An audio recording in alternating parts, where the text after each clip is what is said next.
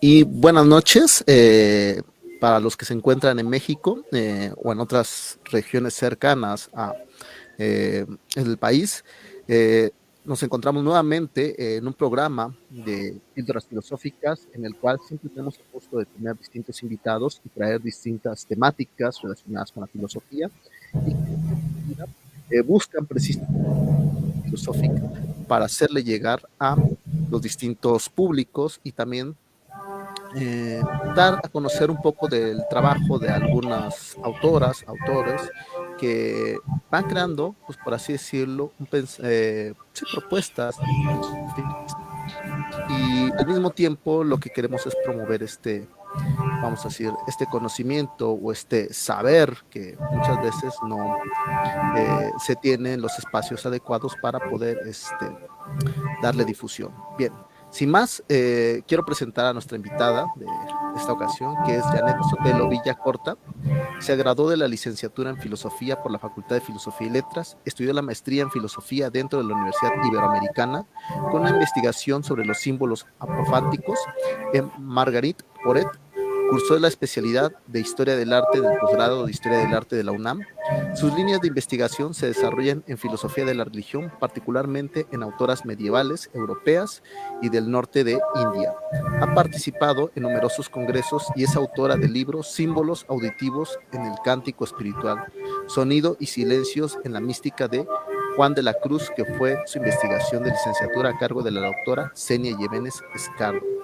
Pues bueno, sin más, agradecemos el hecho de que hayas aceptado la invitación, Janet, y reitero, sin más preámbulos, me gustaría iniciar con el título de tu presentación, que es Mujeres Medievales. ¿Por qué?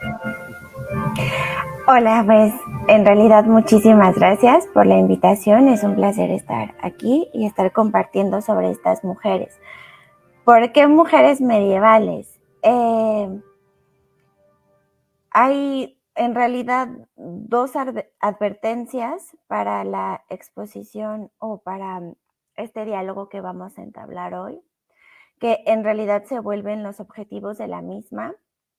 La primera es notar que la Edad Media, a diferencia de lo que ha extendido el prejuicio, no es oscurantista. Y la segunda es que las mujeres tienen un lugar extraordinariamente interesante e importante en esta época. ¿Por qué me interesa hablar sobre mujeres medievales? Porque me parece que su estudio es un campo fértil al que me gustaría invitarlos. Aquí hay muchos malos entendidos sobre estas mujeres y repito, iniciamos con la cuestión de pensar que la Edad Media es oscurantista. Entonces, ya alargando estos prejuicios, nos vamos bueno, la experiencia que yo he tenido en las aulas es que las personas entienden que las mujeres en la Edad Media son suerte de analfabetas desaseadas que no tenían ni voz ni voto dentro de estos 1000 años. Pero en realidad, insisto, lo que me gustaría con esta sesión es tirar esos dos prejuicios. Y por supuesto, invitar a las personas a conocer a estas mujeres que han quedado en el olvido de la historia, pero pues que su estudio ha estado retomándose en los últimos años y que se ha vuelto muy fértil. Ok, esto que dices es muy importante porque, en efecto, parecería ser que hay un sesgo gigantesco acerca de los propios autores medievales, ya no solamente me referiría en este caso a las mujeres, sino también de los propios, vamos a decir, autores o pensadores de aquella época. Y si existe de por sí ese sesgo, pues todavía no solamente quiero pensar, es evidente, como tú lo has dicho, que en las sesiones que tú das de clases, pues es mucho más grande y gigante ese sesgo. Pues vamos a decirlo, ¿a qué crees que se deba ese sesgo?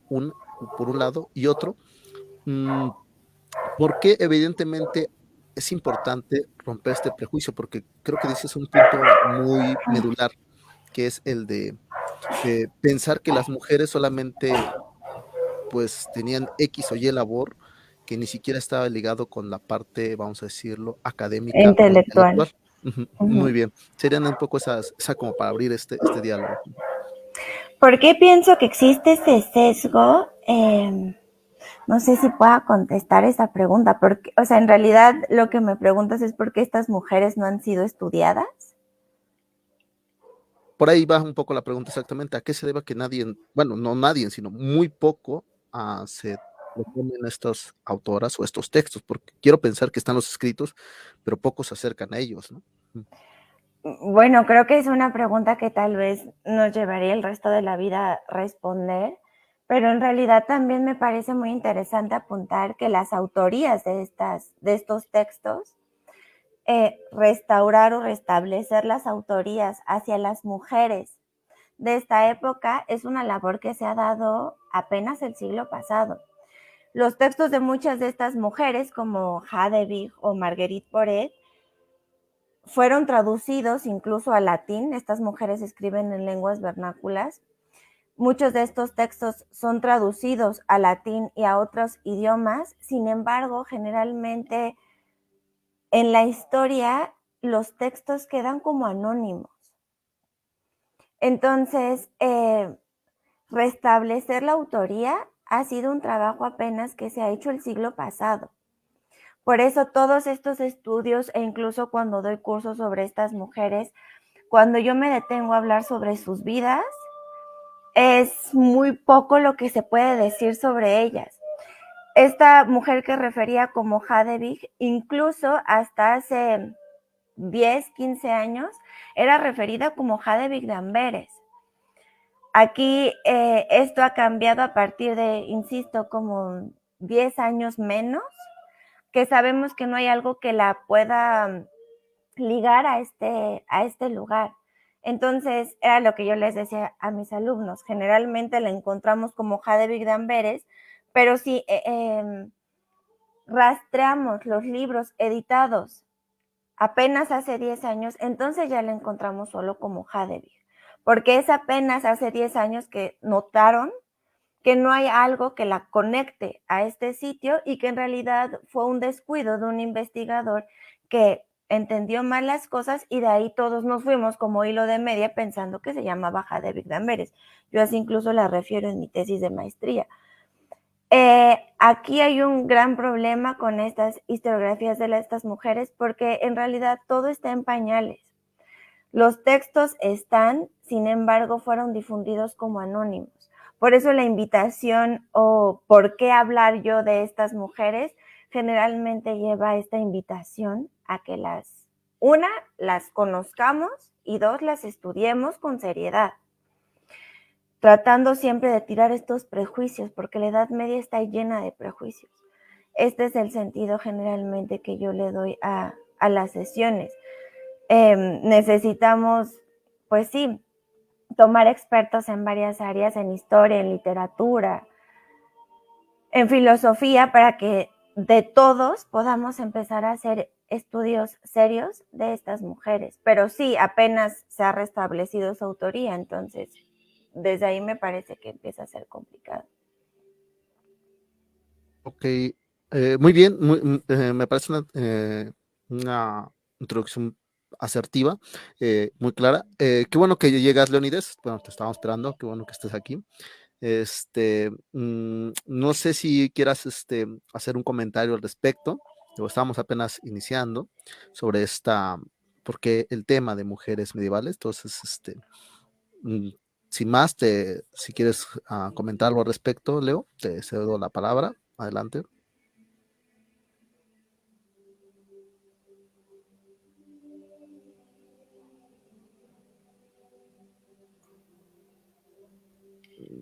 Si me escuchas, Leo, creo que ahí se congeló su imagen. Sí, creo que Bueno, está congelado. bueno, ahorita mejor que se congele. Ah, ya, creo que ya. Sí, Adelante, hola. Leo.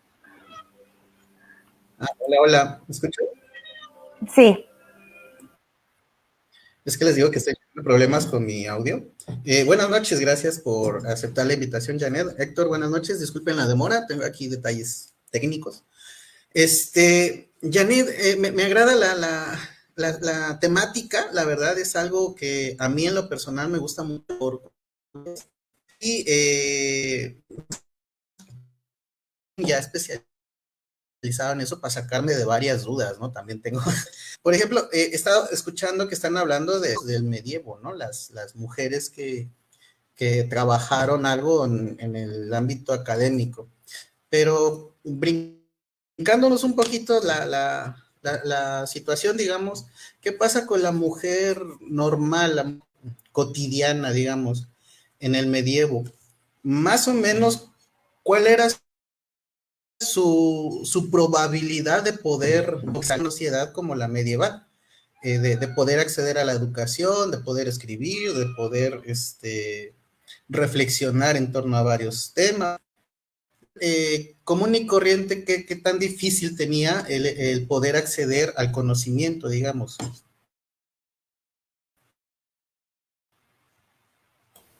En realidad escuché la mitad, León, de lo que me decías porque se cortó mucho el audio. Por lo que entendí, me preguntas cuál era la forma que tenían las mujeres de acceder a la educación. Bueno, Ay. lo que yo entendí, o la pregunta de Leo era un poco, era que qué pasaba con las mujeres que precisamente que no eran intelectuales, las mujeres, vamos a decirlo, de cotidianas, que no tienen una labor, vamos a decirlo, pues sí, académica, si ellas podían tener acceso a la educación, qué tanto podían aprender o qué actividades eran las que hacían estas mujeres en esa época, o sea, las mujeres, vamos a decirlo, común y corrientes o como, sí, como cualquier otra que no tuviera una labor dentro de la parte intelectual, era un poco la pregunta de Leo, o sea, ¿cuál era su Ok. función? Ujú. Ok. A ver, vamos a tener algo muy claro. En realidad, estas cuestiones, las únicas mujeres que accedían a una educación puntual eran las mujeres nobles, las mujeres de las cortes. Uh-huh. Y esto también es un prejuicio muy extendido. Tanto los varones como las mujeres de los estamentos sociales más bajos, ninguno de los dos accede a la educación y no es una cuestión de género, es una cuestión de estamento social. Los únicos que accedían a una educación puntual son aquellos que tienen las capacidades económicas para llegar, ¿no? Aquellos que son nobles. Solamente hombres y mujeres de la nobleza acceden a la educación. ¿Qué pasa con aquellas mujeres que pertenecen a los estamentos sociales más bajos? Pues lo mismo que los hombres. Generalmente, pues lo que ya sabemos, trabajan en talleres, en lo que su familia se dedicaba, a lo que su esposo se dedicaba. Si eran viudas, pues tenían el oficio del finado. Uh-huh. En realidad, pero aquí hombres y mujeres de estamentos sociales bajos, ninguno accede a educación. Y todos pues son siervos. Uh-huh. Los únicos que van a acceder a una educación puntual mayormente en igualdad de condiciones son aquellos que están en la nobleza. Y esto es bien importante entenderlo. A ver, aquí vamos a pensar que hay mujeres, no en todos los ducados impera la ley sálica, es decir, esta ley germana que hereda solo el poder hacia los hombres. No en todos los ducados impera estas cuestiones. Entonces hay mujeres que heredan el poder por derecho propio. Hay reinas por derecho propio. En España, en Inglaterra, en algunos ducados. La famosa Leonor de Aquitania es... Aquitania no tiene la ley sálica. Entonces ella es heredera del ducado por derecho propio. Después se vuelve reina consorte por casarse en segundas nupcias con Enrique II de Plantagenet, pero en realidad ella hereda. La reina Blanca de Navarra también hereda. Hay muchos ejemplos de estas mujeres que si nosotros lo pensamos, si las mujeres pueden acceder a el poder, deben ser mujeres muy bien educadas. También pensémoslo, es la época de las cruzadas, entre la alta y la baja edad media. Son mujeres que están viviendo las cruzadas, los maridos se van a las guerras, ellas se quedan a cargo de los viñedos o las tierras o lo que sea que tengan. Deben tener conocimientos para no perderlo. Incluso son las tutoras de los hijos. En tanto los niños son niños, ellas tienen que hacerse cargo de ellos. Entonces, todas estas mujeres, insisto, solamente aquellas que tienen una situación económica y social privilegiada acceden a una educación muy puntual. Hay reinas por derecho propio, hay abadesas, hay bibliotecarias, hay grandes traductoras, hay grandes mecenas como la misma Leonor de Aquitania, sus hijas, María de Champaña, la madre de Otón I, que es Matilde, es una bibliotecaria muy famosa que también hizo construir varias bibliotecas. Entonces, todas estas mujeres están muy bien educadas. ¿Qué pasa con las mujeres del pueblo? Lo que pasa con los hombres, en realidad. No acceden a educación, trabajan en gremios, en talleres, pero no tienen un acceso a la educación. Eso es, solamente las mujeres nobles pueden acceder a cierto tipo de educación, pero esto quiero que al menos vaya derribando esos prejuicios, ¿no? Las mujeres sí pueden acceder al trono, las mujeres son abadesas, las mujeres escriben teología, los nombres están ahí, solo a veces los desconocemos. Pero sí, la forma en la que son educadas, bueno, esa es otra cuestión. Pero solamente son las nobles las que acceden a este tipo de educación tan puntual. Sí. Ok, qué bueno que dejas este parámetro interesante porque creo que en gran medida, a lo largo de gran parte del pensamiento, vamos a decirlo, de la antigüedad, sí tiene que ver con una cuestión un tanto aristócrata en términos, vamos a decirlo, sí, vamos a decir, no solamente económicos, sino políticos y de casta, una cuestión que creo que va a perdurar, si no ha entrado hasta gran parte, todo el Renacimiento y gran parte de la Ilustración. Algo que mencionas y que creo que es interesante y que nos gustaría que nos hablaras es estas mujeres, decías que, bueno, había distintos ámbitos que van desde la literatura, la poesía, la propia filosofía, la teología. ¿Cuáles son algunas de estas mujeres, vamos a decirlo, que destacaron o que de las que nos podrás hablar? Digo, yo personalmente de la única que, digo, yo conozco por también mi nulo, este, campo en esta área de las mujeres dentro de la Edad Media, pues es Hildegarda de Bingen, ¿no? Y de ahí en fuera, te puedo decir que es muy contado ya realmente de las cuales te podría hablar, pero sí sería algo padre que nos hubiera hablar hasta a lo mejor de algunas que tuvieron gran relevancia, ¿no? Sí, en realidad yo me dedico a las mujeres flamencas del siglo XIII. Entonces, probablemente los nombres que ahorita yo mencione van a circundar esta zona, porque es a lo que yo me dedico. Pero sí, por supuesto, la renana Hildegarda de Bingen es como la más famosa y me da gusto que la conozcan y que incluso haya habido como una suerte de fiebre por conocer a esta mujer. Pero lo que también siempre a mí me interesa dejar muy claro es que no es la única, como bien dices, ¿no? Hildegarda es una mujer extraordinaria, por supuesto, compone música, tiene tratados de medicina, de botánica.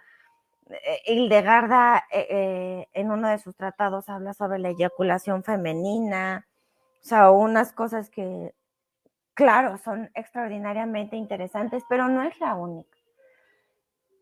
Hay muchísimos nombres. Generalmente cuando yo pregunto también en estos ejercicios que hacemos en el aula, cuando yo pregunto quiénes son las mujeres que conocemos medievales, siempre es Hildegarda y ya en un esfuerzo un poco más adentrado, Eloísa, de Pedro Abelardo y Eloísa. Pero, insisto, no son las únicas. Por ejemplo, literatas tenemos a María de Francia, que es la que traduce a los lebretones, ¿no? La famosa traductora de los lebretones, que también se la asocia a la corte de Enrique II de Plantagenet.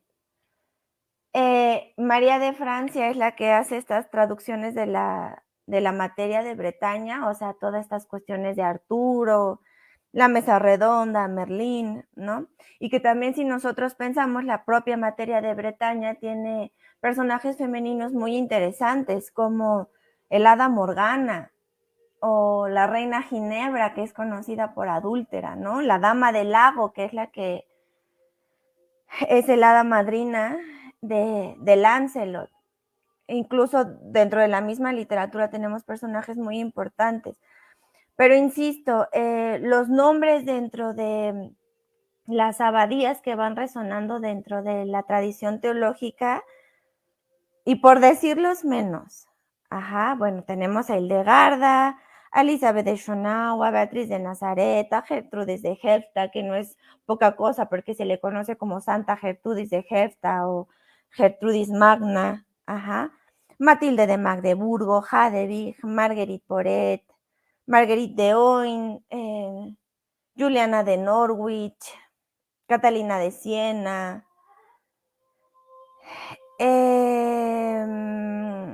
abadesas, la misma Hildegarda, pero hay muchísimos nombres, Radegunda en Poitiers, Hilda de Whitby, bibliotecarias, como les decía, Matilde, la madre de Otón I.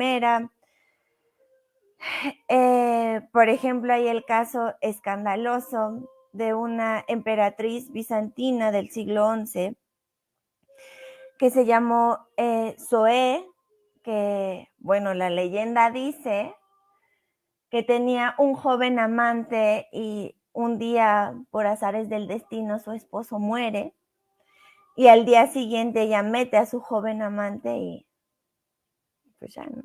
Qué casualidad que el esposo haya muerto y chin, tengo que meter a mi joven amante a vivir conmigo. Eso habla un poco también del poderío que tienen estas mujeres. Santas, ¿no? Como la reina Margarita de Escocia, que se cree aconsejó a su marido para la cristianización de Escocia, la marquesa Matilde de Canosa, que gobernó la Toscana. Insisto, nombres hay muchísimos. Mujeres famosas, todas estas son alfabetizadas, por supuesto, pero otra de las mujeres que siempre surge cuando yo pregunto sobre mujeres medievales es Juana de Arco. Pero aquí hay que tener algo bien en claro, Juana de Arco es analfabeta. Es una campesina porque no tiene derecho a la educación. Es analfabeta. No tiene esta condición social privilegiada. Entonces, lo que, por ejemplo, conocemos de Juana de Arco es lo que se escribe de la Inquisición. Ni siquiera son textos que ella haya escrito porque precisamente no tiene el conocimiento para hacerlo. Las mujeres que yo me dedico en las investigaciones son mujeres eruditas que sí legan textos. Tenemos otro caso como el de Ángela de Fouliño, que es una mujer analfabeta, que en realidad los textos que se conocen de ella son escritos por su confesora, quien conocemos como el fraile A. Entonces, mujeres místicas vamos a encontrar muchas. Yo solo me dedico a las eruditas, a las que escriben los textos que hoy en día han llegado a nosotros. Pero bueno, mujeres famosas hay muchísimas. Y en ese sentido, como les digo, siempre hay que notar que aquellas que son eruditas llegan a hacerlo por una posición social privilegiada. Uh-huh. Creo que ya me escuchó bien, ¿no? Sí. Sí, mejor. Ya es que cambié la computadora por el celular. Janet, ahorita que mencionabas que te dedicas a las mujeres, digamos, intelectuales, no sé si has trabajado el hecho de cómo se veía en el medievo la mujer a sí misma. Es decir, si se veía como un complemento del hombre, o como alguien distinto del hombre, o como alguien supeditada al hombre. ¿Cuál era la visión que tenía la mujer de sí misma en el medievo? Vaya, esa es mi pregunta. Yo no he leído algo sobre esto. Las mujeres a las que yo me dedico hacen teología en realidad. Entonces, no estoy segura que, insisto, las que yo trabajo son las flamencas y son místicas. No sé si en algún lado haya algún desarrollo sobre cómo es que se entienden a partir de la relación con los varones. No sabría ahí qué responder sinceramente. Tal vez en otras autoras, pero al menos las que yo trabajo. Y aquí pienso, por ejemplo, en Cristina de Pizán, pero ya son muchos siglos después.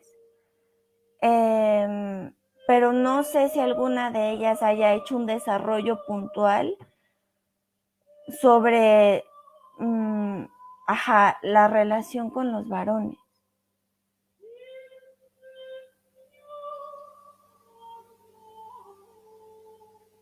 Bien, bueno, otra que dice Leo, tocas una cuestión muy interesante.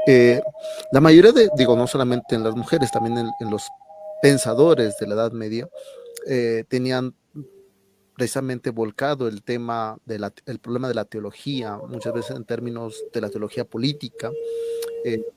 También otra cuestión era el problema entre la filosofía, entre la fe y la razón, ¿no? Ahorita que mencionas, ¿cuáles eran algunos de los temas, o por lo menos de las autoras que tú has trabajado, cuáles ves que son los problemas en los cuales se centran, ya sea teológica, o filosófica o literariamente? Uh-huh. ¿Cuáles son los temas que circundan a estas mujeres? Exactamente. Pues yo me dedico a las místicas. Uh-huh. Entonces, hay un autor que se llama Bernard McGinn, que está vivo, es un viejito realmente erudito y bastante prolífico en su obra.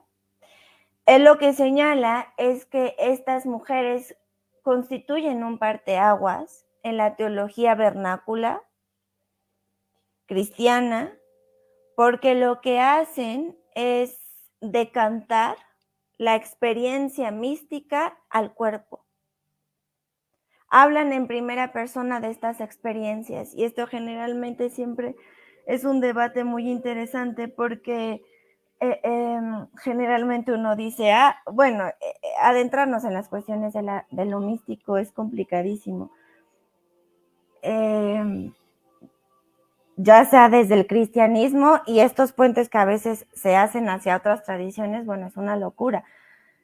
Es una locura porque es muchísima información, a eso me refiero.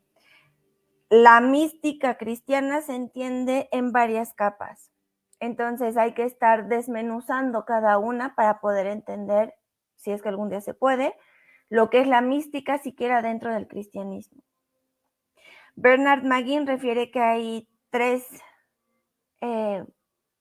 teologías, tres discursos en un afán extraordinariamente taxonómico, académico, en retrospectiva y artificial. Ninguno de estos está diciendo yo soy mística vernácula, yo soy mística monástica, claro que no. Muchas de ellas ni siquiera se llaman a sí mismas místicas, entonces bueno, desde ahí hay un problema. Pero Bernard McGinn en esta clasificación que hace, dentro de la mística vernácula, dentro de la teología vernácula, que es la que están empujando estas mujeres, porque estas mujeres empiezan a escribir ya no en latín, como Hildegarda de Bingen y Elizabeth de Schunau, ellas lo empiezan a hacer a partir del siglo XIII en sus lenguas vernáculas. Entonces, lo que Bernard McGinn refiere es que lo que hace el parteaguas que constituye a estas mujeres es empezar a decantar la experiencia mística en primera persona. Con anterioridad, los teólogos o los autores previos a estas mujeres, por ejemplo, estoy pensando en el Pseudo Dionisio, no hablan de una experiencia en primera persona. No están diciendo, yo, Pseudo Dionisio, estoy entrando en la nube, ¿no? En el no saber. Estas mujeres sí lo están decantando, muchas de ellas en primera persona. Además, la mística que constituyen a partir de las lecturas que hacen de Bernardo de Claraval es una mística que muchos investigadores la llaman de distintos nombres, porque al final, insisto, ninguna de ellas está diciendo yo estoy escribiendo mística nupcial o cortés o erótica o amorosa, pero estos son los nombres, ¿no? Mística, eso, cortés, erótica, nupcial, amorosa, porque a partir del lenguaje cortés y trovadoresco, que es lo que está en la zona, empiezan a describir una relación con Dios a partir de un profundo amor, pero de un sentimiento decantado de la corporalidad. Hablan en primera persona de estas experiencias, estas voces místicas empiezan a articular desde su cuerpo. Esto es lo que empiezan a hacer tan famoso a estas mujeres. Nadie antes de, bueno, no sé si nadie, porque no es que los conozca, no conozco todo, por supuesto, pero a estas mujeres las hace famosas precisamente hablar en primera persona de una experiencia amorosa en aras de la unión con la divinidad. Empujan la literatura moderna, incluso Hadewig hoy en día sigue considerándose la mejor poetisa, por ejemplo, del neerlandés, en flamenco, porque es una mujer que escribe en su lengua vernácula, pero con un afán didáctico. Entonces no quiere que se quede solamente en círculos de eruditos. Están tratando de bajar este conocimiento hacia el pueblo. Por eso escriben en lengua vernácula, por eso a veces es tan complicado acercarnos a estas mujeres, porque Hadewig o Marguerite Porete o Matilde de Magdeburgo, los textos son muy oscuros, porque en un momento encuentras un diálogo y en el otro capítulo es poesía y en el otro capítulo es una prosa explicativa. El sentido es que estos textos están destinados para la lectura a un público, generalmente de iniciadas, por ejemplo, Hadewig en el beguinato, Hadewig es beguina, las beguinas son un grupo de mujeres que no tenían votos formales con la iglesia, pero llegan a ser tan poderosas en el sentido que son mujeres de grandes poderes adquisitivos las que empiezan a fundar abadías o estos beguinatos. Los beguinatos son como suerte de ciudades donde vivían las beguinas, por eso se llaman beguinatos, pero son tan grandes que llegan a ser incluso, se me fue esta palabra cuando, o sea, ellas mismas cosechan sustentables, cosechan sus alimentos, tienen adentro de estos beguinatos iglesias, hospitales, pero son libres de ir y venir. Entonces, muchos de estos textos son didácticos para sus iniciadas. Lo que no quieren estas mujeres es que quede sola entre una bola de eruditos. Por eso están escribiendo en lenguas vernáculas. Me parece que esto es uno de los pilares fundamentales, ¿no? Teológicamente lo que hacen es decantar la unión mística en el cuerpo, primera persona, profundamente amoroso y sensorial, en lenguas vernáculas, para un público más extendido que un círculo de eruditos. Ok, no, eso que dices es muy bueno, a mí me resulta muy interesante, pero bueno, no sé, ahorita voy a reservar una pregunta ahí, pero es que es increíble lo que me acabas de decir, ahorita voy a decir por qué, pero adelante, Leo, no sé si quieres comentar algo. Adelante, se te vaya a ir la idea de una vez. Bien, es que precisamente ahorita que mencionas todo esto, es curioso porque gran parte de la tradición, o sea, bueno, dentro de la misma tradición filosófica, se le ha dado poca relevancia a esta especie como de, vamos a decirlo en términos muy generales, como esta ontología del cuerpo, ¿no? O sea, y el solo hecho de decir que estas mujeres hablan desde su experiencia mística propia y que lo intentan comunicar a partir de su lengua para que tenga una mayor, vamos a decirlo, difusión o acercamiento, es una forma de teología totalmente distinta a cómo se está pensando la tradición, vamos a decirlo, patrística o escolástica dentro del campo varonil, que es totalmente la apelación a la tradición platónica, aristotélica, con estas categorías que tiene esta rigurosidad lógica, en ocasiones discursiva, y que aquí es totalmente, vamos a decirlo, no sé, me llama la atención porque es como poética, es como más, vamos a decirlo, más intuitiva, más personalizada, vamos a decirlo hasta, yo diría, más bonita en términos de, ¿cómo se llama? Como decirlo, como de, sin caer en este tipo de concepciones, como casi como de madre, ¿no? Como de alguien que busca ¿cómo se llama? Ese cariño hacia...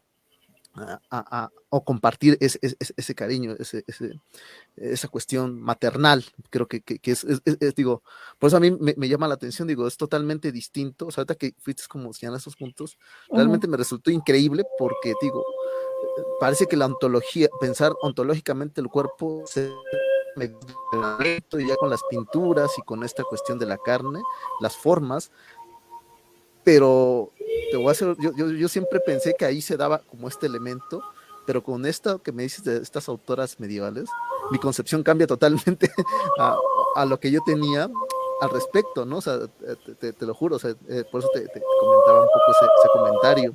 Digo, no sé si quieras comentar algo más, Leo, pero a mí me pareció realmente interesante. Pero aquí hay una cuestión que quiero señalar. No por eso son menos eruditas. Estas mujeres, y por eso, como les he dicho, yo trabajo a las mujeres eruditas, porque claro, también parece que hay como una suerte de psicosis colectiva, donde de repente en varios siglos empiezan las mujeres a señalar que tienen como estos raptos místicos, e incluso, bueno, pues puede achacársele desde los ojos contemporáneos hasta situaciones esquizoides o que fueron famélicas o que cualquier otra cosa. Yo me dedico a las eruditas precisamente porque en ellas se puede rastrear la tradición de donde abrevan. No son mujeres analfabetas que de repente un día simplemente, a lo mejor sí, en un rapto de hambre, pues de repente empezaron a decir cosas y bueno, qué fácil es decir, ay, yo estoy sintiendo a Dios. Y estas mujeres están escribiendo a partir de una tradición y es muy evidente. La investigación que yo he seguido es a partir de cómo es que ciertas mujeres, y vuelvo al punto, yo me dedico a las flamencas del siglo XIII, cómo es que abrevan de la tradición apofática, de la apófasis, de Gregorio de Niza, desde el concepto de Pablo de Tarso, de Dios como incognoscible, Bernardo de Claraval, hay toda una tradición del Ricardo de San Víctor, de las que estas mujeres están abrevando. Entonces, sí lo hacen a partir de poesía, a lo mejor de un diálogo entre el alma y Dios, que es amor, porque no se puede desprender el contexto literario, es profundamente cortés.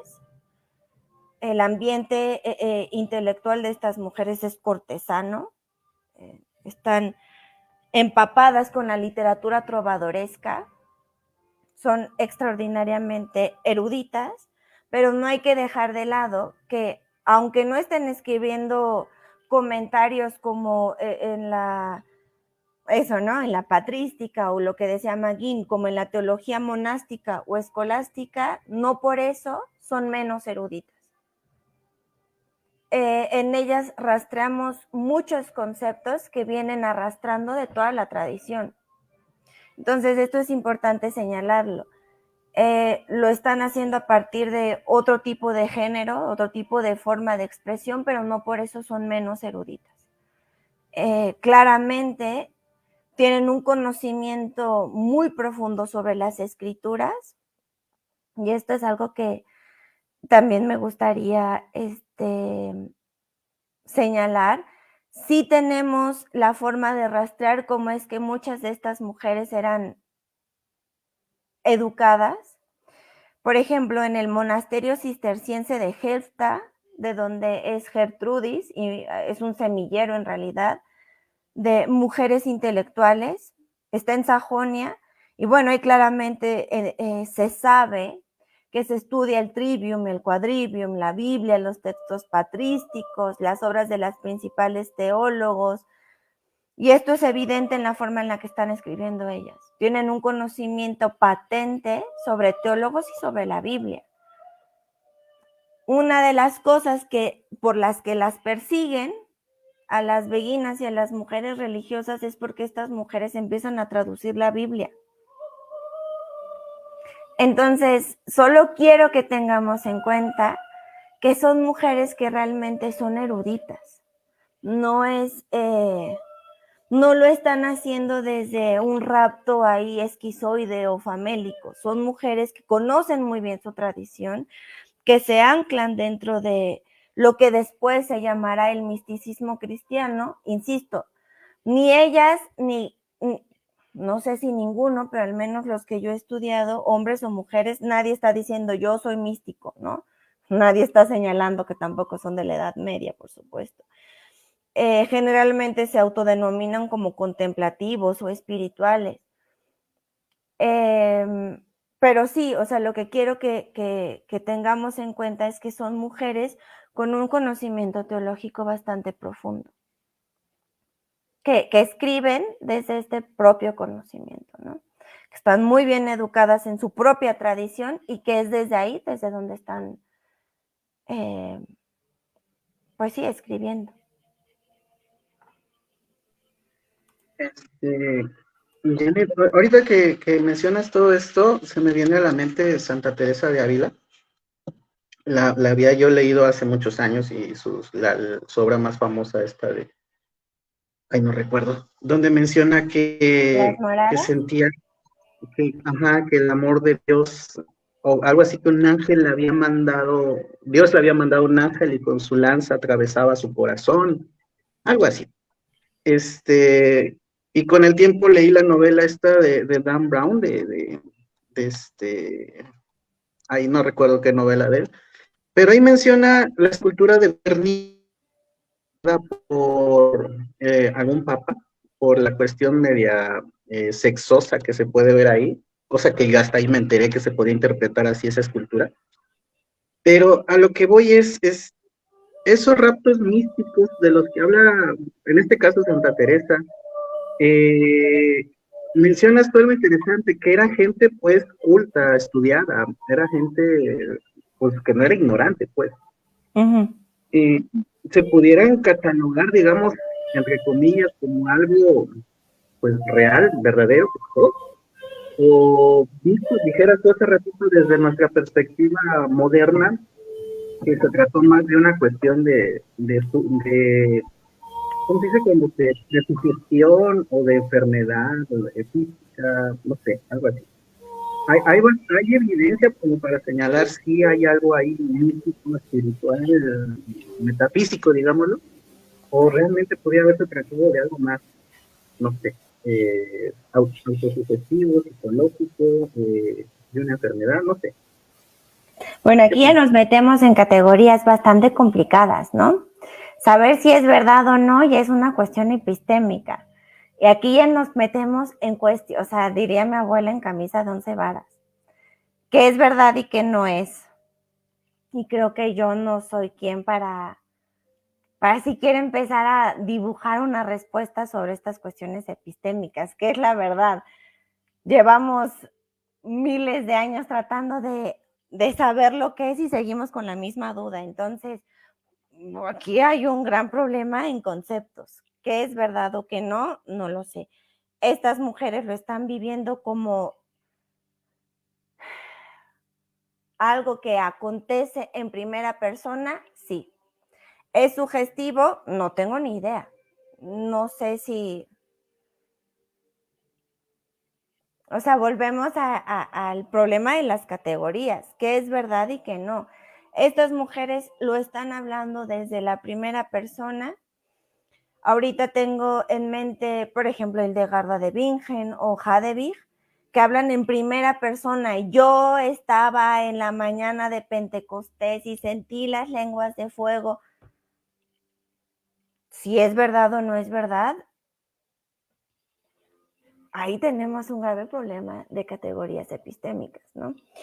Si es sugestión o no, si están esquizoides, estas mujeres lo están viviendo como una verdad.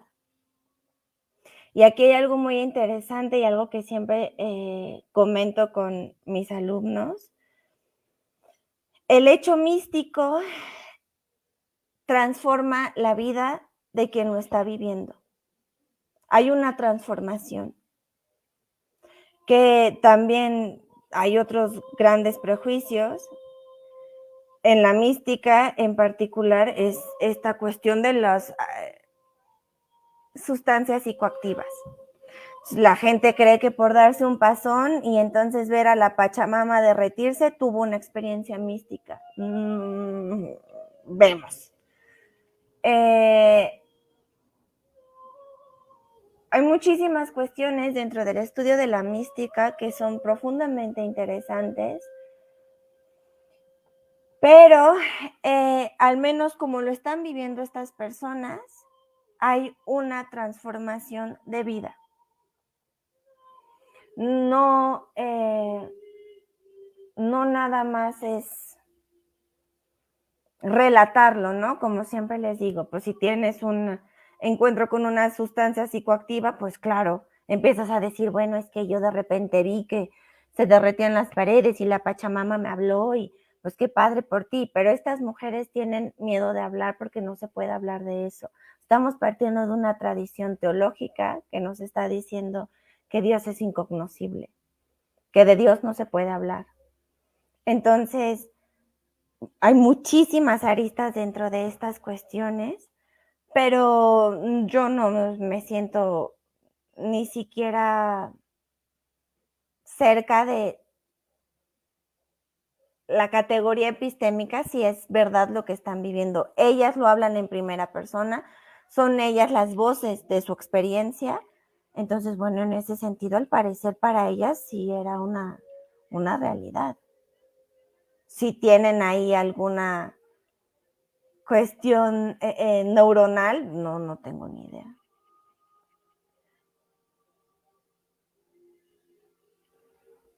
De hecho, esto que mencionas me recuerda mucho un tema de debate que se dio hace, bueno, creo, hace tiempo, cuando un autor, voy a poner un caso más, vamos a ser, más cercano al Renacimiento, que es el caso de Sor Juana, de cuando precisamente un literato, no me acuerdo ahorita el nombre, tiene un texto que sacó donde precisamente desmiente a Octavio Paz, ¿no? Porque Octavio Paz pone de una manera, vamos a decirlo, como muy carnal, muy sensual a Sor Juana y las cartas y la correspondencia, y de repente le contesta diciéndole que muchas de las interpretaciones de Octavio Paz han sido falsas y erradas porque muestra precisamente una gran erudición en Sor Juana y desmitifica toda esta connotación que parece ser, vamos a decirlo, muy pasional, muy secular, y donde él argumenta que precisamente Sor Juana era una mujer dedicada al estudio, dedicada a todo esto,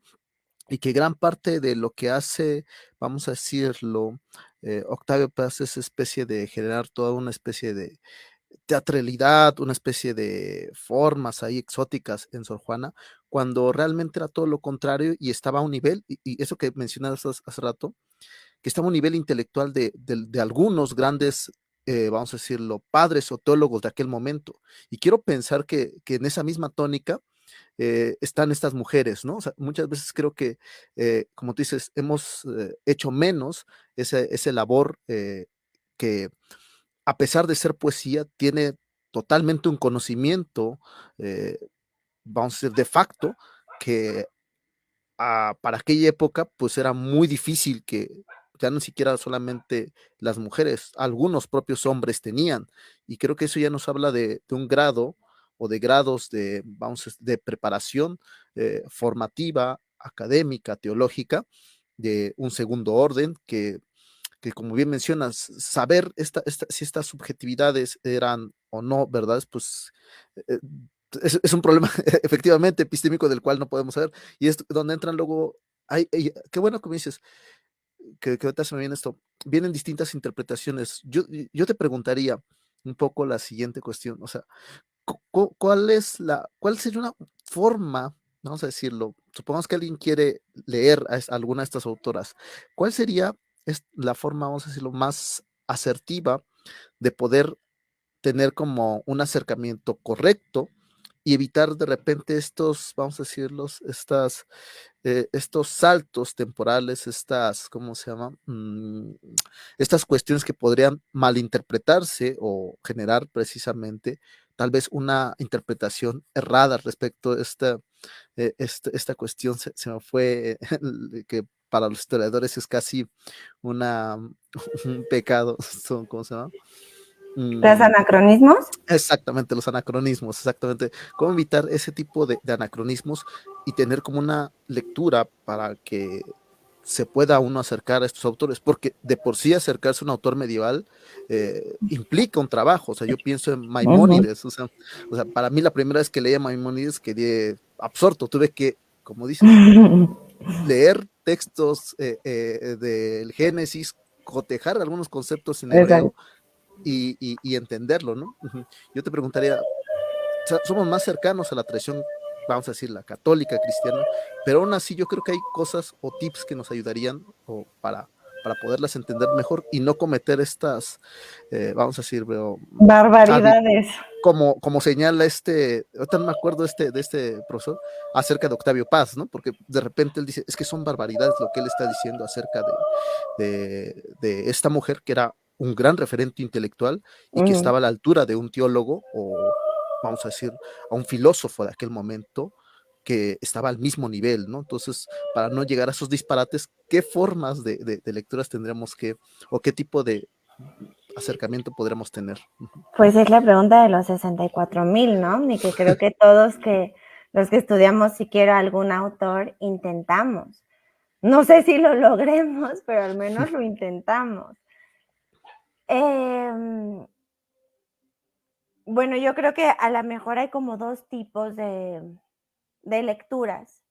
Y aquí me estoy forzando a dar una respuesta porque tendría que pensarlo, pero me parece que al estudiar en particular a estas mujeres podríamos tener dos tipos de lectura. Uno donde pues en realidad solo sea una lectura, ni siquiera puede ser que un día simplemente amanecí como con ganas de leer a estas mujeres, porque son complicadísimas.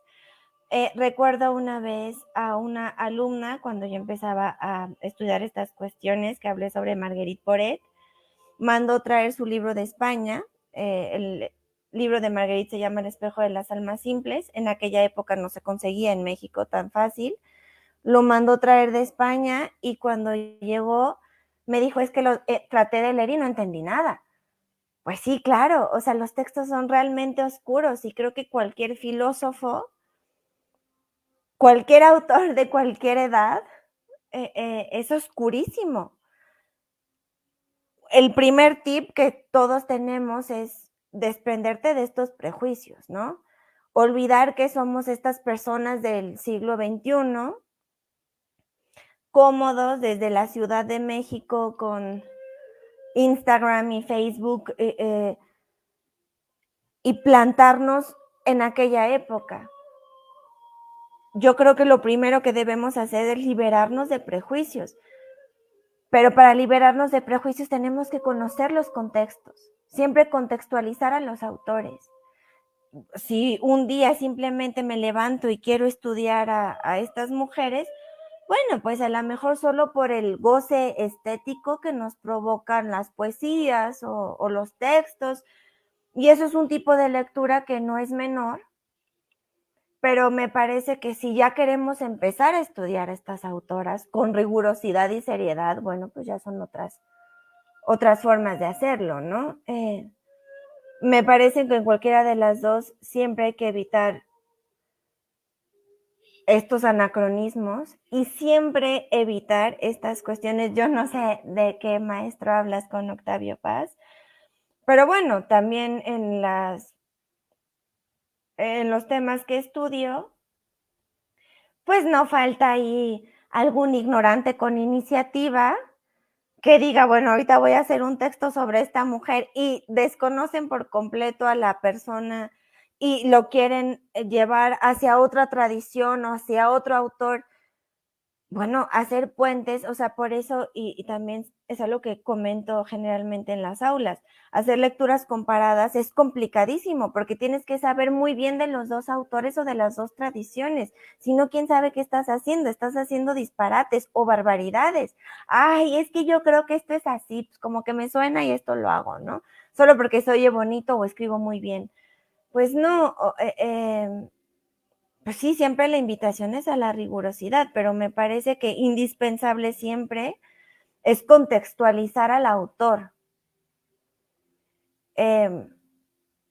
Y contextualizando, pues evitamos anacronismos. Pero pues sí, una cosa es el estudio con rigurosidad de un tema o a lo mejor el estudio, la lectura, ¿no? Por el simple placer estético.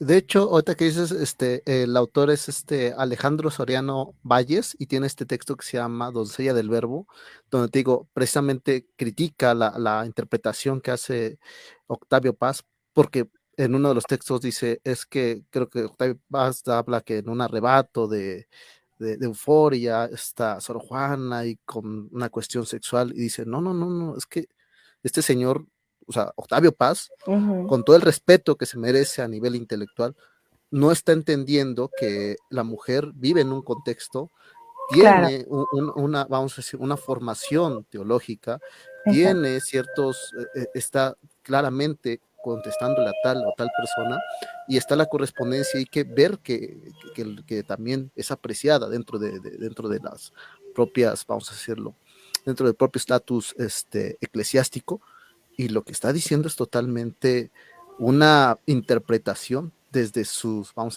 prejuicios contemporáneos, Exacto. y no es la forma correcta en la que deberíamos de difundir esta imagen de Sor Juana, cuando deberíamos de promulgar lo que tú dices, a rigurosidad de que fue una mujer intelectual y a la altura de cualquier teólogo, poeta o filósofo de aquel momento, es lo que dice Soriano Valles en su texto Doncella del Verbo. Pero yo quiero pensar que era algo similar con otras mujeres previas a Sor Juana, ¿no? Quiero pensar en esa tónica. No Sí, sé, sí, sí, por supuesto. no sé si quieras comentar algo, Leo. Sí, nada más, por último, eso que señalan ambos me suena pues a hacer una hermenéutica de los textos, particularmente de las autoras, ¿no? Una hermenéutica casi gadameriana, ¿no? Pero bueno, Janet, nada más por último, ¿qué, qué, ¿qué le dirías tú, por ejemplo, a una muchacha de prepa o alguien que que tiene inquietudes por estudiar algo como lo que tú estás haciendo? ¿Qué justificaría o qué razones le darías para hacer eso? O sea, en un mundo tan pragmático como el que vivimos, ¿qué, ¿qué razones tendría alguien como para meterse a estudiar a estos personajes, ¿no? ¿Cuál sería la motivación? No sé. Híjole, yo creo que eso es algo meramente personal. O sea, creo que estas motivaciones siempre son personales, ¿no? Yo, por ejemplo, nunca fui al catecismo. Mis papás no son precisamente personas dentro de la fe católica. Yo cuando llegué a estas mujeres le tuve que echar muchísimo más ganas porque generalmente pues todo el mundo entendía el Pentecostés o la Eucaristía, los sacramentos y yo no tenía ni idea de nada. Creo que todo esto siempre son motivaciones muy personales. Aquí voy a parafrasear un poco a Borges profesor. No sé, seguramente lo saben. Borges por muchísimos años dio clases de literatura inglesa en la Universidad de Buenos Aires. Y algo que a mí se me quedó muy grabado de lo que él decía es que él no puede enseñar el amor a la literatura.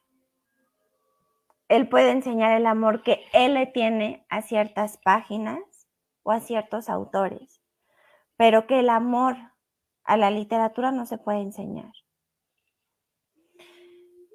Cada uno tiene que encontrar su motivación, cada uno tiene que encontrar en la literatura lo que le acomoda o lo que le mueve, lo que le, desde el centro del alma, ¿no?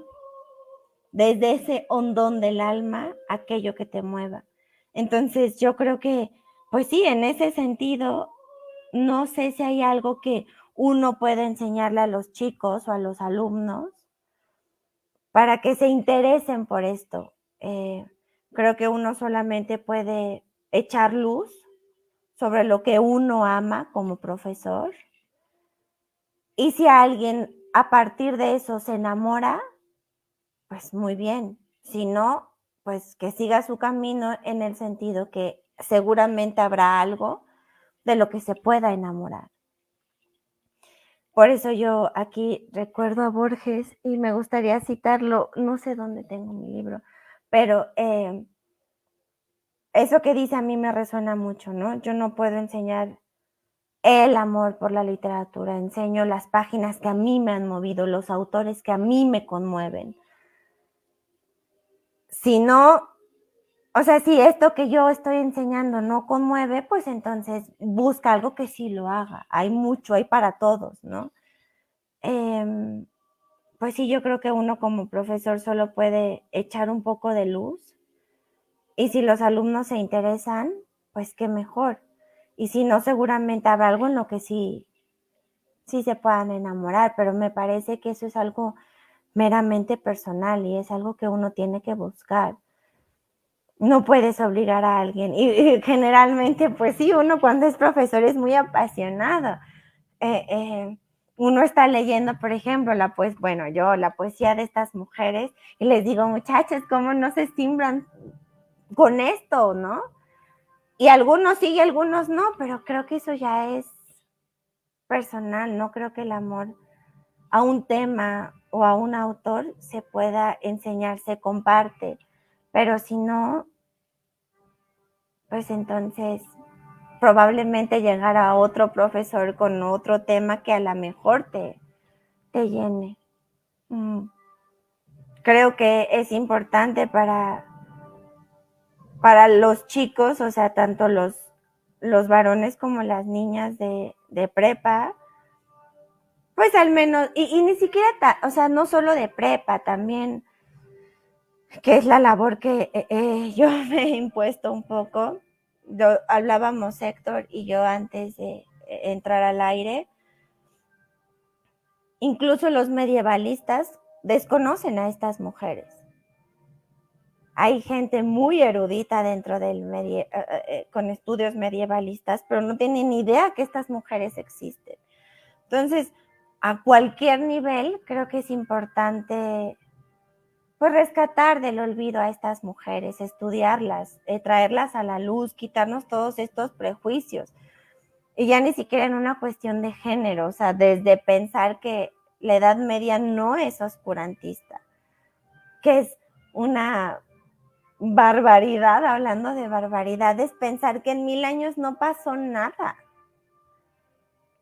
¿Cómo vamos a pensar que en 1000 años que el tiempo estuvo detenido y de repente llegó el siglo XVI y todo se abrió como en una ruptura de gloria? Pues no, es muy complicado, pero creo que pues el esfuerzo se hace y vuelvo al punto, echar luz sobre estas mujeres olvidadas por la historia, pues no es en vano. Y ya quien se quiere enamorar, pues lo hará.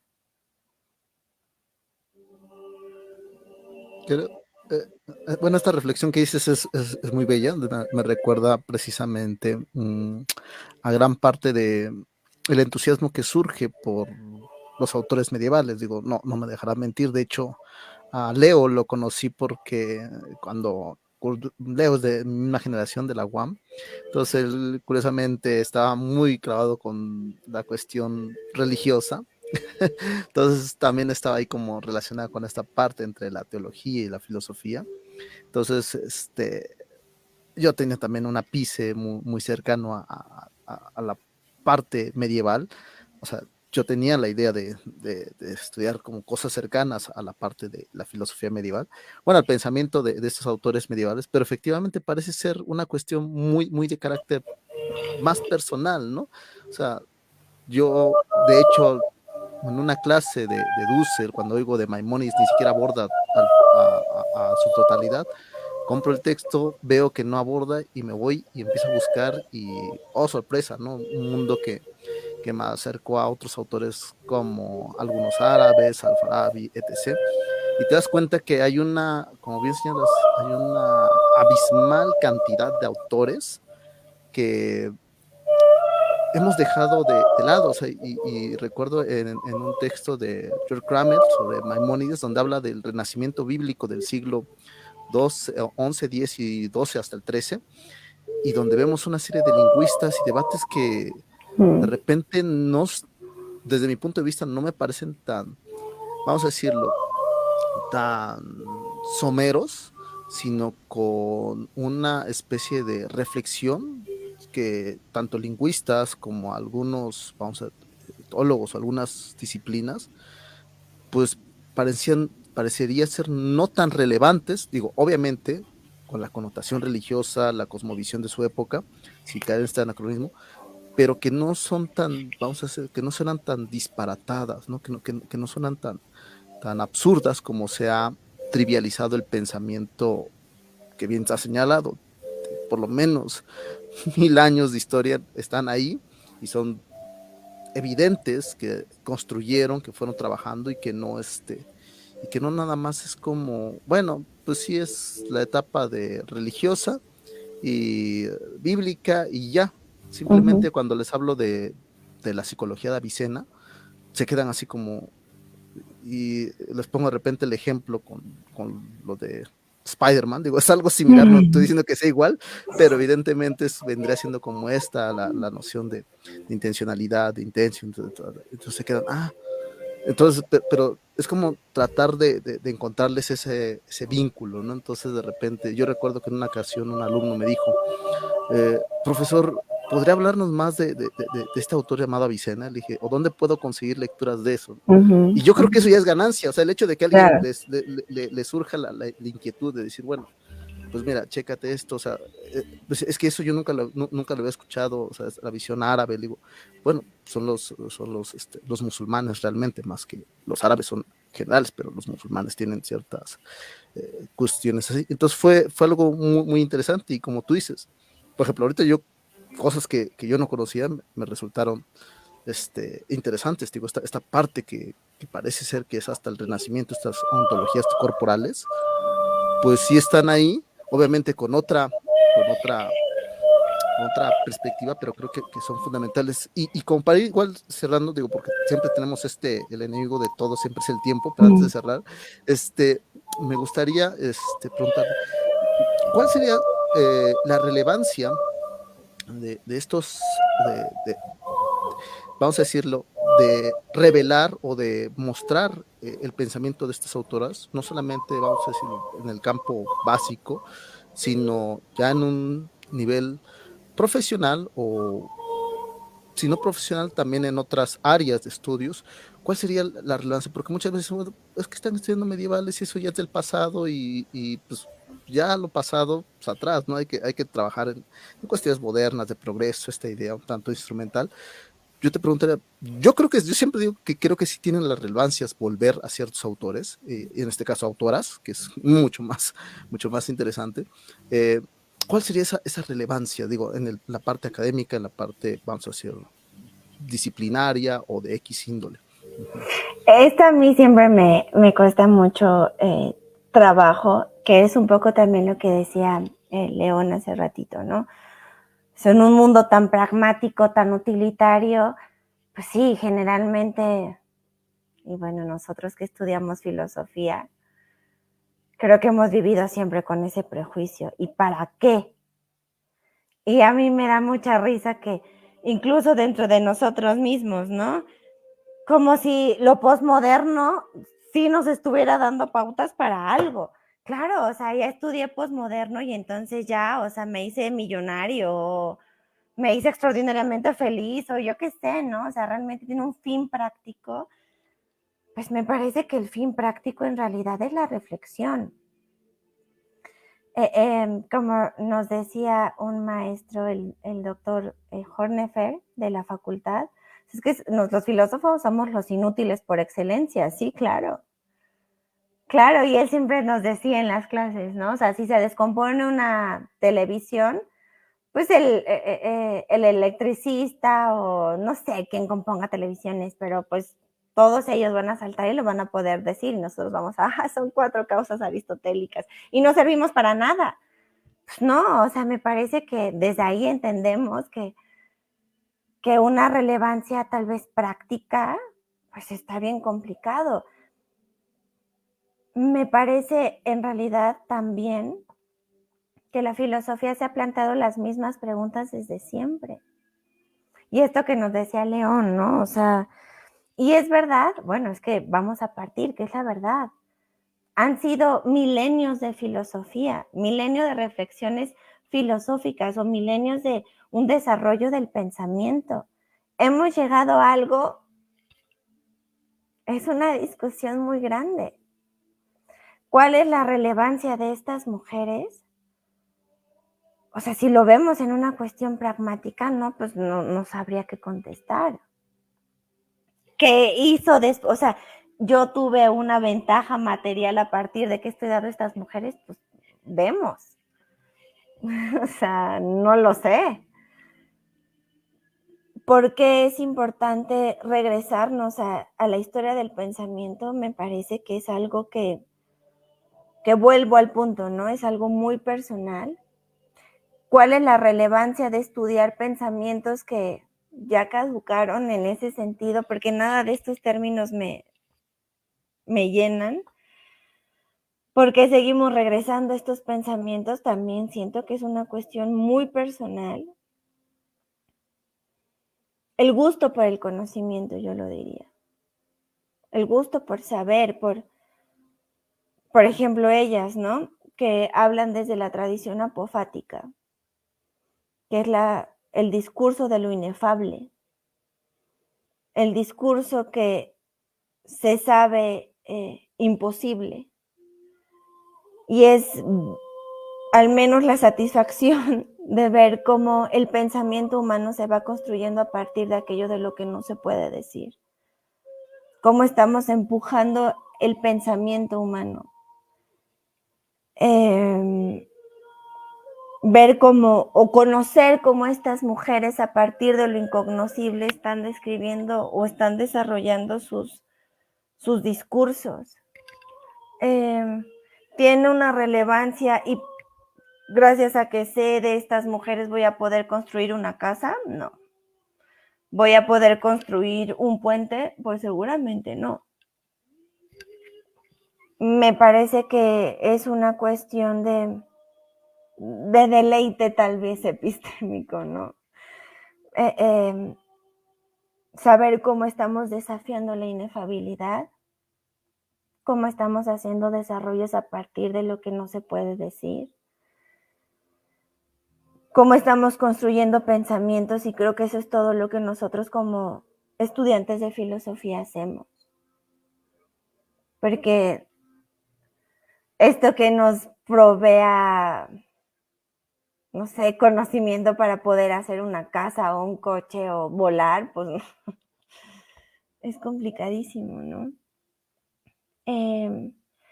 Y por eso a mí la pregunta me choca muchísimo, o sea, de que realmente me simbra, pues no de que me fastidie, sino que me simbra. ¿Por qué le buscamos como esa utilidad en ese mundo pragmático que decía León, no? Porque estamos buscando esas respuestas donde tal vez ni siquiera las encontremos. ¿Es algo que me dé una utilidad? Probablemente no, pero me da un conocimiento. ¿Y qué hacemos con ese conocimiento? Eso sí se puede volver pragmático. Y pues sí, para poder vivir mejor o morir mejor, claro, por supuesto. Pero no sé si tenga una utilidad material o práctica. Y esto siempre de estarle buscando, me parece a mí, 3 pies al gato, pues. Porque si es así, pues ninguno hubiéramos estudiado filosofía, o sea, nos hubiéramos dedicado a la mecánica o a la robótica o yo qué sé, ¿no? A los TikToks, pero bien, A los TikToks. lo de hoy. Bien, bueno, antes de retirarnos, hay una pregunta por parte de Guillermo Callejas, un gusto saludar a Guillermo que ha estado aquí también. Sí, saludos, doctor. Dice Guillermo, Janet, buenas noches y saludos. Entonces, ¿podríamos concebir la tradición apofántica de las mujeres medievales desde un enfoque político? Saludos. Tendría que desarrollarlo, doctor. Sí, Como político. Sí, porque dice, a ver, repito la pregunta, vamos a ver si dice, entonces podríamos concebir la tradición apofántica de las mujeres medievales desde un enfoque político. Ay, pero ahí lo tendríamos que discutir. No sé a qué se refiere con un enfoque político.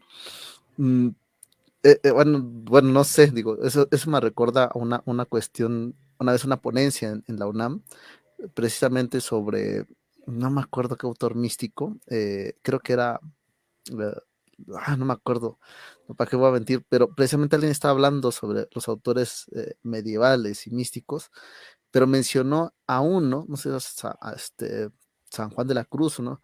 Y decía que el propio ejercicio del misticismo ya representaba una acción política dentro de la tradición eclesiástica.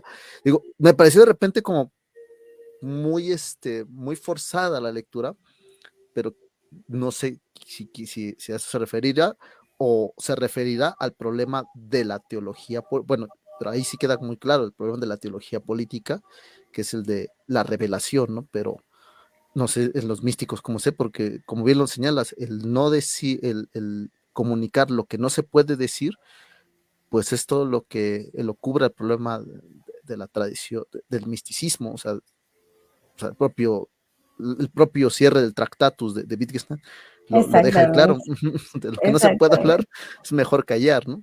Y de Pero bueno, todas formas, él hizo también todo un tratado, ¿no?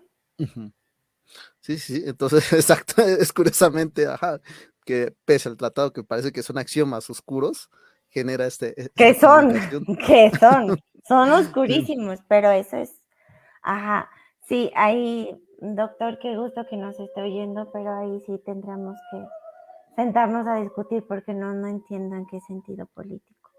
Okay.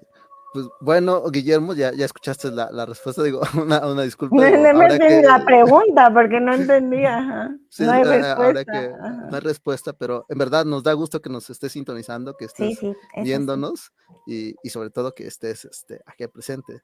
Dice, sí, exacto, justo iba en el sentido del que comentas tú, Héctor, y entiendo que es una lectura quizá muy forzada, pero pienso que el hecho de expresar aquello de lo que no se puede hablar puede eludirse de un ámbito político, dice. Me deja igual, doctor. Ok, sería cosa más bien de un diálogo más, vamos a decirlo, más puntual y más, con mayor cantidad de tiempo y con mayor, vamos a decir, exactitud, porque quiero entender un poco por dónde va, pero habría que dejarlo como más claro, porque sí, me deja como en esas dos vertientes o esas dos lecturas. Pero sí, interesante la pregunta, Guillermo. Agradecemos en verdad el hecho de que estas intervenciones hacen que pues precisamente se puedan pues ver otras perspectivas. Pero bueno, sin más, voy cerrando porque siempre, como digo, el único enemigo que tenemos aquí, todos siempre en general, es el tiempo. Sin embargo, antes de irnos, sí nos gustaría saber si, por ejemplo, estos cursos que, más allá de que también comparto esta idea de que el concepto de utilidad o el propio utilitarismo pensado en las otras áreas como la filosofía, la literatura, la historia, tienen un fin práctico o material, me parece burdo. De hecho, siempre me remonto al diálogo del maestro que aparece en la película de la Sociedad de los Poetas Muertos, cuando dice, Exacto. cuando hace esa comparativa que dice, bueno, la medicina, Leyes, la arquitectura, el medicina, derecho, exacto. son disciplinas, oficios nobles, pero la poesía, la literatura, la filosofía son aquellas que le dan sentido a nuestra vida, ¿no? Son aquellas que nos mantienen vivos, dice él. Es una metáfora muy bonita, precisamente. Preciosa, sí, sí. Porque nos remonta a esta cuestión que bien es parte de la condición humana. Pero regresando a esto, la pregunta, bueno, más que la pregunta es, para las personas que de repente puedan tener un interés sobre este tipo de temas, porque como decimos, si de por sí es difícil abordarlos o la difusión al respecto, yo preguntaría, ¿dónde podrían de repente cotejar algún curso o algún material o algo que pudieran acercar a algunas personas a estos temas o a este tipo de autoras o este tipo sí, de seminarios o clases que tú das, digo, para que de repente alguien diga, pues es que a mí me llamó la atención y me gustaría acercarme, ¿no? Por puro gusto, por lo que sea, o por pura curiosidad, o lo que sea, sería bueno que igual y nos compartieras algún lugar o una plataforma, o no sé, donde pudieran tener esa cercanía, por si alguien llegara a interesarle, sea el género que sea, ¿no? Bueno, nosotros tenemos nos pueden buscar en Instagram y en Facebook, así como El Cultivo. El icono es un circulito rosa y dice El Cultivo, pero más allá de lo que yo pueda ofrecer en particular, hay seminarios en la Facultad de Filosofía y Letras a cargo de la doctora Julieta Lizaola, que se llama Seminario de Religiosidad y Cultura, y todo el tiempo están haciendo actividades precisamente sobre religiosidad y cultura. Entonces, bueno, en la Facultad de Filosofía y Letras de la UNAM están esos seminarios, se podrían acercar ahí. Si viven en México, bueno, en la ciudad, pero me parece que están haciendo más esfuerzos por este tipo de reflexiones en diferentes espacios. Ahorita solo me vienen en mente esos, pero bueno, por supuesto, pues tratando de acercarse siempre con rigurosidad. Otra de las grandes aficiones que tengo es la India, por ejemplo.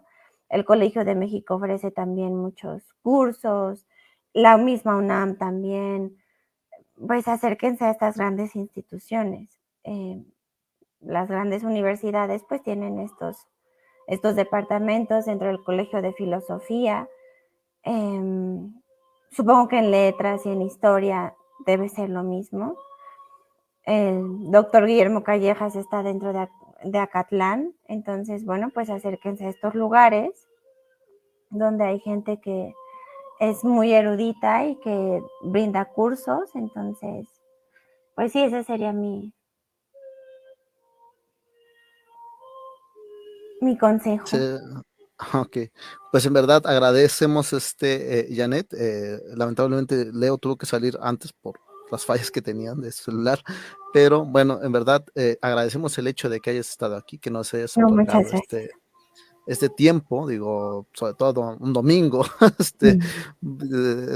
curiosamente es cuando uno descansa y está discutiendo sobre cosas que probablemente, como decimos, a pocos les interesen, pero que es parte de este ejercicio de fusión. Y pues sin más, en verdad, el espacio está abierto para próximos temas o próximas intervenciones que quisieras llegar a dar. Entonces, en verdad, agradecemos que te hayas dado el tiempo, que te hayas dado este espacio. Y sin más, nos despedimos. Y también al público que nos está sintonizando, que nos llega a sintonizar posteriormente. Pues bueno, estamos un poco distanciados, hemos estado un poco ausentes por unas cuestiones ahí personales, técnicas que estamos trabajando, pero reitero, estamos retomando algunos de los temas y sin más, pues agradecemos a esta a Janet y a todos los que nos ven, y nos despedimos esperando que dentro de una semana volvamos a tocar otro tema relacionado con la filosofía y sobre estos temas de difusión o vinculados con esta área de estudio. Bueno, hasta pronto y nos vemos hasta la próxima semana. Perfecto, muchas gracias, buenas noches.